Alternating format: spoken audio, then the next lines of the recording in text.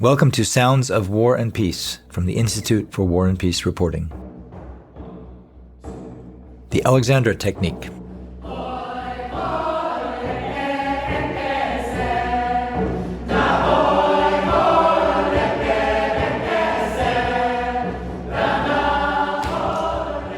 This version of the Ukrainian folk song Ulizi, translated as In the Forest, was recorded in May 2022 in Bristol, England, by a group of newly arrived Ukrainian refugees.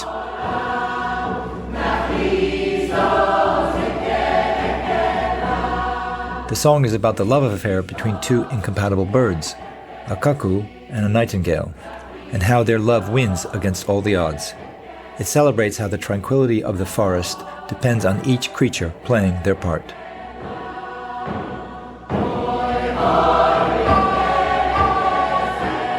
But as we approach the end of the second year of the full-scale war with Russia, and 10 years since Russia first invaded Crimea, there is no tranquility in Ukraine.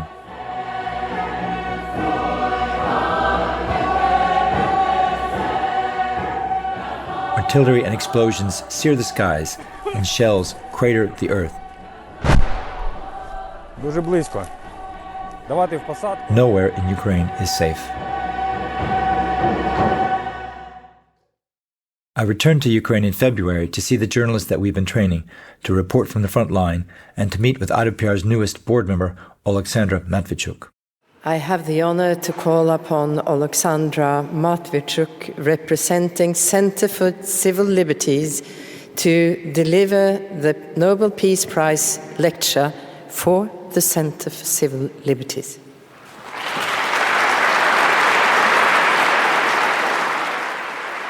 In awarding her the 2022 Peace Prize for her work leading the Ukrainian human rights organization, the Center for Civil Liberties, the Nobel Committee praised their consistent efforts in favor of humanist values, anti-militarism, and the principles of law. Ваші величності, ваші королівські високості, шановні члени Норвезького Нобелівського комітету, громадяни України і громадяни світу. The acceptance speech was delivered in Ukrainian, the first time the language has been used in a Nobel ceremony. Чекала вся Україна. Sitting with Oleksandra in her office in Kyiv, we talk about the toxic effect of war on Ukrainian democracy.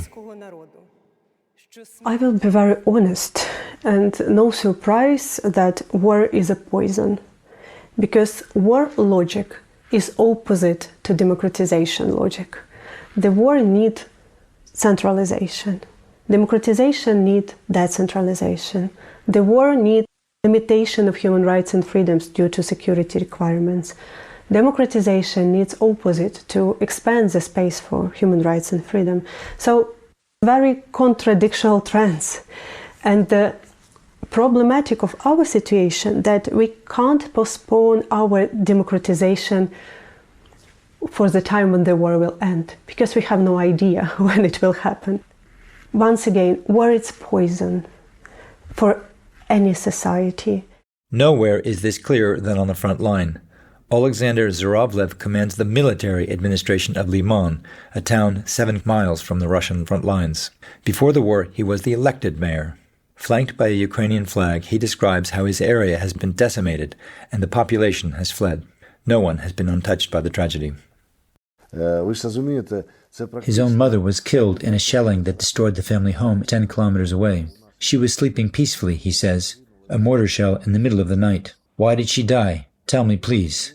Why did the Russians decide that they should kill her? What for? For Oleksandra, the situation is desperate and urgent. Weapons are scarce. The House bill to approve more military assistance to Ukraine languishes in Congress, a victim of the domestic politicking of Donald Trump and the uncertain position of House Speaker Johnson. From Kyiv, she appeals directly to Americans. I'm a human being, so probably I will refer to people in the United States of America. And first I will tell them that we are grateful that they supported us for all this time. And now we need their support, need their voice in order to unblock this package devoted to military assistance of Ukraine. Because when you're fighting for freedom with the evil, you can't fight with the bare hands. Russian will come and kill us all.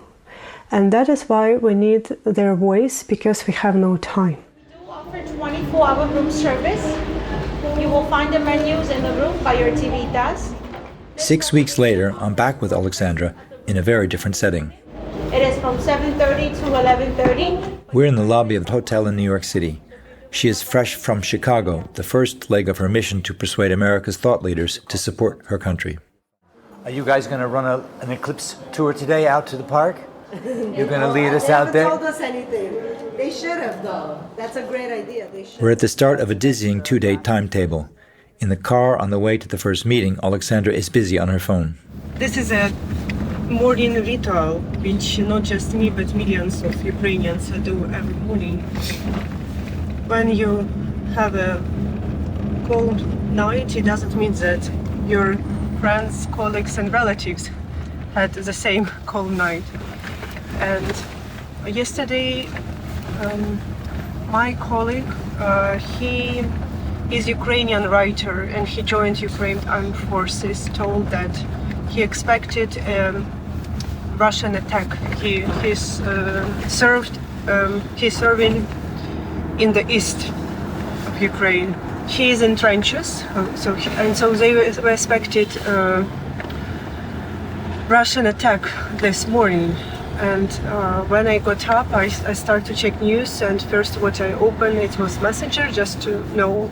And he wrote me that situation was very worst than even I imagined, because they told we have lack of heavy weaponry, and we was told that we will be attacked by a lot of heavy weaponry. So I wrote you something just to say you like slight gentle goodbye. But this attack didn't happen likely this night, but it can happen next night. Our people on the trenches, on the battlefield, they have problem with weaponry, and Russia has no problem with weaponry. So Ukrainians always worry when they sleep, never get a good rest, and your feeling of urgency is very immediate, very practical.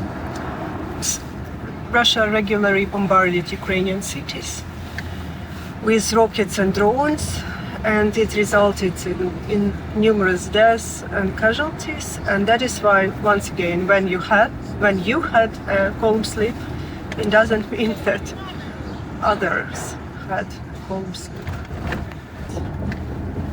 Does it feel a little strange to be here on one of the most exclusive, we're just passing Radio City Music Hall right here, one of the world's great stages. Do you feel a little strange to be right here in Manhattan? A huge contrast. And since the large-scale war started, everything looks for me a little bit surrealistic, because it's very difficult to get used to large-scale war. The taxi drops us off early and we have a cup of tea in a cafe. The background music reminds her of home. I started to think about it when my friend, she's a musician, she told, do you know why we have thousands and thousands of Ukrainian folk songs? We have a huge folk songs. And I told, probably it's widespread everywhere.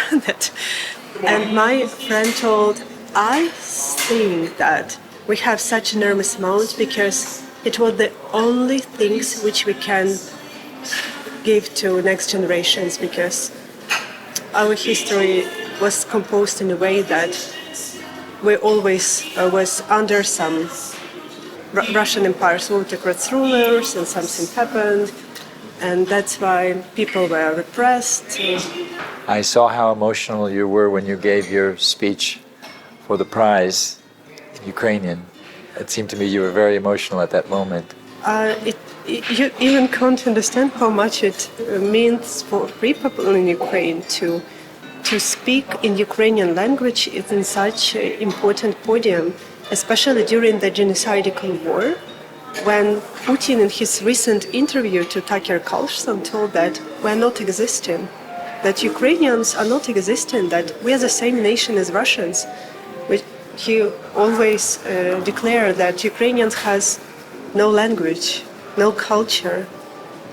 All these 10 years of this war, we documented how these words converted into horrible practice on the ground, when Russian troops deliberately exterminate priests, children writers, mayors, journalists, musicians, any active people, just to eliminate and erode our identity. Time to leave. We step out into a busy Monday morning. We're meeting Arya Nair, doyen of the Human Rights Movement, founder of Human Rights Watch, former boss of the Open Society Institute, and a longtime supporter of human rights movements around the world. I sit with the two of them, the father of the movement addressing the brightest daughter, fascinated. Afterwards, Oleksandra is calm and determined.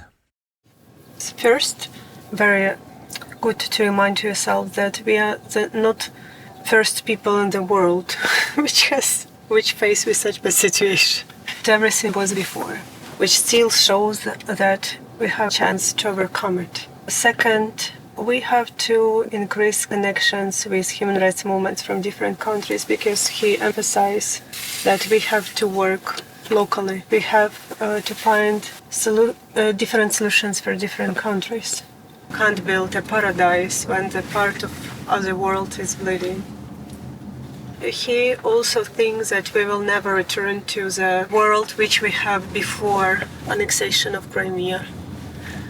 This agreement, which was based, which we call international order, now it's ruined.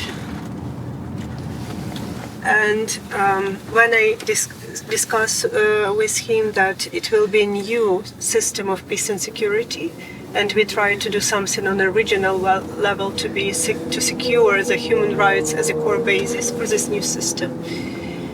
It seems to me, I can be mistaken, that he thinks that it will happen and we will have something new. So we can't return to something which we have already had and which was ruined by Russians' actions. So that we have to produce something new. Our schedule is relentless this Monday, and undeterred by the growing excitement of the afternoon's eclipse, we are off to meet and talk to senior editors. When you look to situations through simplified lens, you start to think about possible solution, you can just tell, but let's stop fighting. Because war, it's a horror. Let's stop fighting. Let's decrease human suffering. And in order to do it, let's stop provide Ukraine with weapons. What does it mean, this naive and wishful thinking? Peace doesn't come when country which was invaded stop fighting. That's not peace. That's occupation. And what is Russian occupation? Two stories. The first story is the story of children writer Volodymyr Vakulenko. He wrote beautiful story for children, and entire generations of Ukrainian children brought up on his Daddy's book. During Russian occupation of Kharkiv region, he disappeared. His family hoped to the last that he survived, he's alive, but when Ukrainian army released Kharkiv region, we found mass graves near the forest of Izum with dead bodies of men, women, and children. And in the grave with the number 319, we found the dead body of this children writer. And you can ask me, why Russians during Russian occupation kill children writer? And the only answer is because they can. Because they think they can do whatever they want with people. And this is Russian occupation. And second story of Father Stepan Podolchak. He is the head of a church, Christian church, in one small city in Kherson region, which is still under Russian occupation. He was brutally arrested in his own house. And after 2 days, they told to his wife that he died. Only because that before he refused to transfer his Christian church under the Moscow Patriarchate. When someone said that, let's give part of Ukrainian territories to Russians in order to satisfy their imperialist appetites, But it's also immoral, because when you propose this, let's speak honestly, you propose to leave these people for torture and death, and you don't care about these people. We can't afford such attitude, because it's our people, it's our neighbors, it's our colleagues, it's our relatives, it's our friends. It's immoral to let them for torture and death under Russian occupation.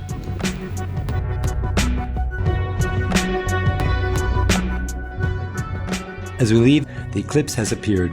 The moon obscures the sun, darkening the sky to a grey reminiscent of a London November. The air chills suddenly. Soon the excitement is over. Normality returns.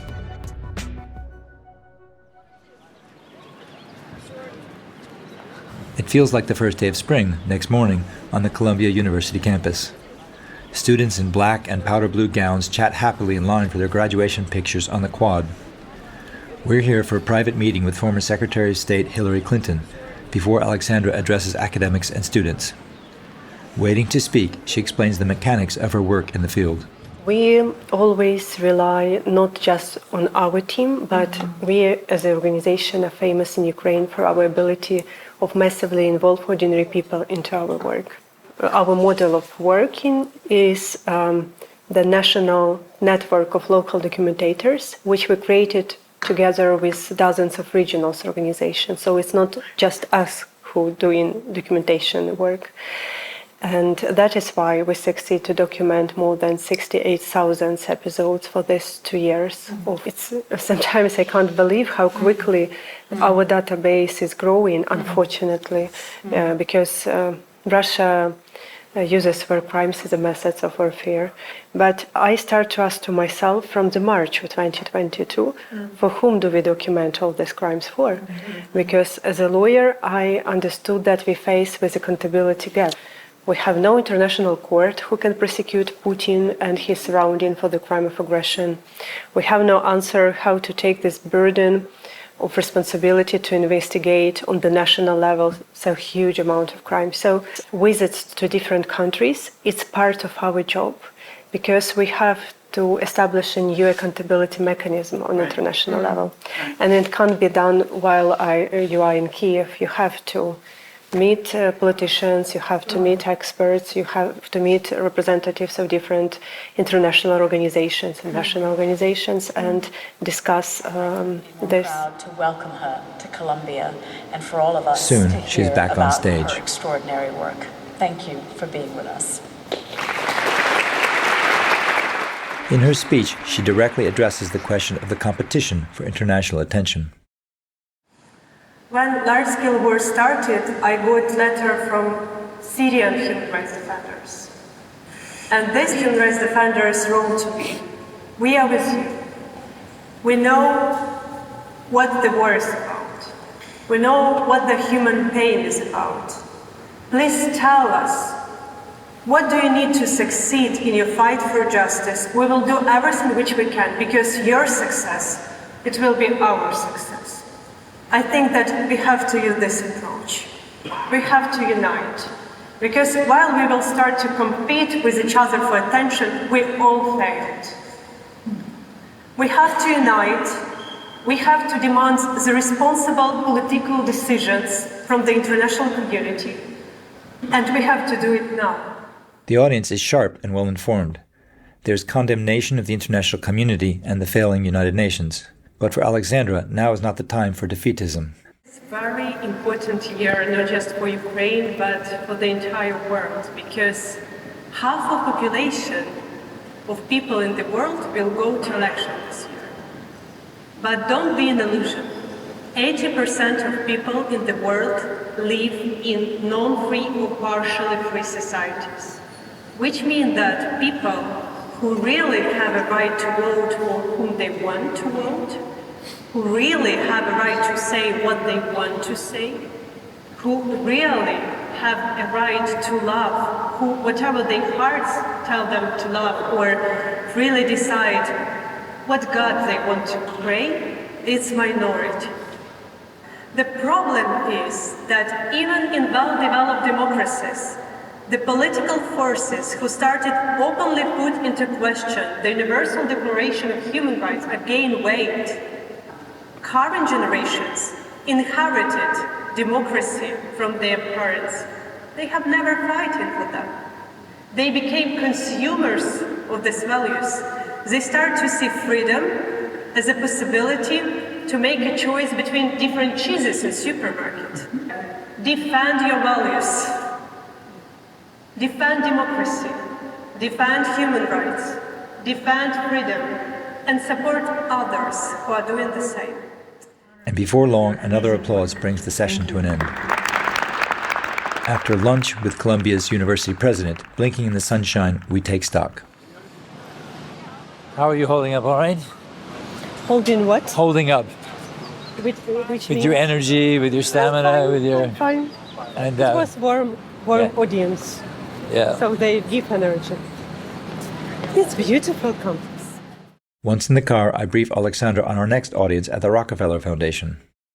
So basically, it's not really a business. It's a briefing and a friendly discussion to introduce, and they'll really be grateful. Addressing an audience of philanthropic and development professionals, Oleksandra is in conversation with the Foundation's Eileen O'Connor, a former foreign correspondent, lawyer, and State Department official under Obama. Her despair is raw. I share with you a story of 14-year-old Sofia. She was coached by the full-scale invasion in Mariupol together with her brother, her younger sister, and her mother. And like other people in Mariupol, they hid in the basement of their residential buildings. And one day the family was bombed by Russian aircrafts. Her brother died immediately. Her mother died a few hours after she was taken under the rubble of her building. And I want to quote this 14-year-old girl. I went to dig out my mother. I tried to do it with my hands because there were no shovels nearby. Some aircrafts were flying around me. I was also scared that moment. And I wanted to help my mother. I dug her up so she could breathe, and then I went to ask for help. I feel personal responsibility for this 14-year-old girl, Sofia, for her dead mother, for her dead brother, and for younger sister. And we have 68,000 such stories in our database. Oleksandra's schedule has meant no time for sightseeing. Determined to remedy this, I suggest a quick trip to the New York Public Library. We head down Fifth Avenue, and Oleksandra tells me about a book waiting for her in Kyiv. It's a book related to the topic of psychological trauma. It's called Tribe. And in the description, it was written that it's some scientists who explore how people who experienced war, how they overcome the trauma, and how they create their circles to help each other, and that's why it's called Tribe.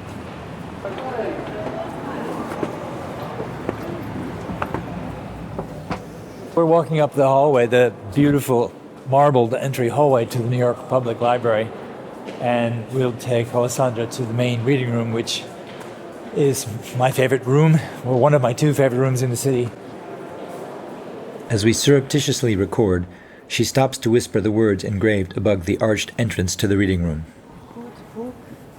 The precious lifeblood of martyr spirit, latent, triad, and purpose to life beyond life. It's Milton. A good book is the precious lifeblood of a master spirit, embalmed and treasured up on purpose to a life beyond life. The main reading room of the New York Public Library. It's my favorite room. Beautiful. And with that, we are back on the street, now heading to Grand Central Station. Oleksandra confesses that she has never appreciated the idea of home more than now. Looking over the concourse, we reflect how these sights of arrival and departure can stir emotions. since I'm from New York and I love the station, I have lots of personal family memories and so on here. When I'm in Kyiv, I feel the relationship between the two of them, and the one echoes the other, whichever one I'm in now. There were moments after 9/11, and you still see a few, where you can see soldiers here on occasion because this would be a target. And there was a lot of fear that it would be. And that's very discordant in America because you're not used to seeing it. And I often think about that in Ukraine because Ukraine society has had to militarize against its will. So you can feel the difference in such a beautiful public space of how the life has changed. You see what I was referring to, the soldiers over there? So that's relatively new. That's post 9/11. We didn't have any soldiers at all. And now we have soldiers here. They're not many, but they're definitely always right about there. We get used to soldiers. So we have a lot of soldiers in station in Kyiv because it's a railway station where soldiers cross from one spot to another. I mean, not just security, but like passengers. They go home, they go to the front, they have their bags, their luggage, they've been recruited, they're using the transport system to get actually to the front. But you have chandeliers in Kyiv too, a big chandelier in the center, and it has a long staircase down the center, a little bit like this, so it has and the color is not very different, so you see why I feel there's a bit of a similarity between the two. They remind me of each other. People are meeting, people are returning home, people say to each other goodbye with the hope that they will see each other again. Especially during the war, you saw how quickly society can be brought to barbarism. Because now when Russians do these horrible things, it's very hard to imagine that people can do this. And that is why, for me, when we speak about culture, I always tell that we have to look to culture more broadly, because when we speak about Russian culture, it's not just Dostoevsky or Russian ballet, it's Bucha. Because culture also means the patterns of behavior which is ingrained in the concrete society. And unfortunately, the Russian culture, like the whole Russian Empire, is based on impunity and denial of human dignity. I hope that it will change. This is a bit mournful memory in part because in the 70s, when my parents got divorced, this station was where I came to see my father on the weekends, and it was painted black because the wartime blacking had never been removed, even until the 70s. And it had terrible advertising all the way throughout. It was very degraded, so it was a depressing place. And then it would be the home place for homeless in the evenings, and it was really, it got very, very cleaned up, very freshened up, very renewed, and now it's glorious. It's a glorious place. And I guess the question, you look at everybody here, they a little bit celebrating democracy because that's what it's about. But as you said, they've also become a little bit unappreciative of what they have. I have never before such sharp understanding how much home have importance for me. Because before I thought that it's just walls. Now I understand that there is something internal in these external things. And it's so a luxury to have a possibility to return home. After catching up with Ukrainian friends, anxious for news, it's time for her final performance in New York, a private audience organized by the investigator and journalism professor Jim Mintz. So I guess this is we're on a terrace overlooking Washington, the remarkable Washington Square Park with lots of life and skateboarders, and you're almost done with your trip to New York. Yes, it unfortunately was very brief trip. I wish I can stay longer. And how about the people that you met here and the conversations you had? I met very warm welcome, and it still once again proved me that language of freedom is universal language. It's very understandable for people in America for what we are fighting for in Ukraine. Well, we saw you spoke to students, you spoke to foundation, you spoke to a lot of friends also, Ukrainian friends and others who you knew. And what were they wanting to know? we all have the only one question: how to be more efficient and how to help our people, our country, and our democratic choice to survive. Now we're having a reception. It's actually a little bit of a party, but you're also going to have to talk again. So do you have the energy for it? Sure, I always have a lot of energy. And you know what? Because we're so close to death, I enjoy this visit. I enjoy this day, enjoying being here, look to this spectacular view. Because if you have no source of inspiration, you will have no energy to continue fight. We value life. The event is soon heaving with foundation chiefs, professors, journalists, and activists, many with long, distinguished careers in human rights. IWPR board member, the Financial Times columnist Gillian Tett, acts as moderator. With dark humor, Oleksandra talks of her husband's attempt to cook beans on bricks during a power cut. An audience member wants to know how they can be bricks of change. Lobbying politicians is suggested, but other steps are for each of us to decide on our own. Oleksandra will not lose hope. So it's evening now in New York when the temperature goes down and the cool wind comes and you can hear the sounds of this street and we can see the incredible light show of the entire city beneath us, and we're a bit tired and shattered from another presentation before 40 people at this event. And how did it go? I think it's goes well. And I was also very deeply touched, not just for warm welcome, but questions which show that people follow the situation in Ukraine, that they know what's going on, that they care, that they're not indifferent. It's so important for me being here to know that we are not alone, that there are people who support us. Busy day, 2 days in New York, and I was really impressed by how the talk you gave this evening was as impassioned and as inspirational as all the others we heard, really. I don't know how you keep that energy up. We all, and myself, feel a huge responsibility, and I believe that this is a dramatic times which raise hope, because when freedom is denied, it became powerfully break out. And that is why I'm passionate about what we are doing. All efforts have sense, and now we have a chance to fight for future, which we want for us and for our children. And then tomorrow, you're off to the next stop. Yes. California, here we come. First to university in Los Angeles, then to Stanford University, to Berkeley University. So a lot of things has to be done in nearest days. The conversations continue. Well, it's been an honor to spend this time with you and do what little we can to help you and what you're doing. I'm very grateful, Tony. Thank you. As we prepare for more voyages of persuasion, I think of the envoys during World War II, the diplomats and exiled intellectuals who urged the United States to save Europe from the Nazis. Just that day, I had been reminded that it was Pearl Harbor and the loss of American life, not fine words or principles, that had sealed the deal. Let's hope we have learned something from history.